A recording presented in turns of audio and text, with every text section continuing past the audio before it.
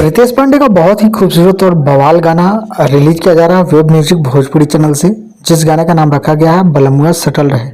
बहुत ही खूबसूरत और बवाल गाना है। इस गाने को रितेश पांडे और शिवानी सिंह ने इस गाने में ड्यूट किया है। इस गाने में आप सभी को रितेश पांडे के साथ दिखने वाली हैं दिव्या मिश्रा, जो कि इसमें डांस करती हुई नजर आएंगी आपको।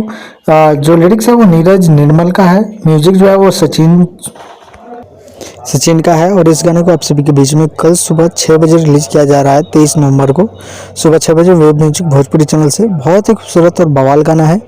ये जो गाना है आप इस गाने को जरूर सुनिएगा। तब तक के लिए इतना ही, मिलते हैं किसी और नए अपडेट साथ। तब तक के लिए बाय, जय हिंद, जय भोजपुरी।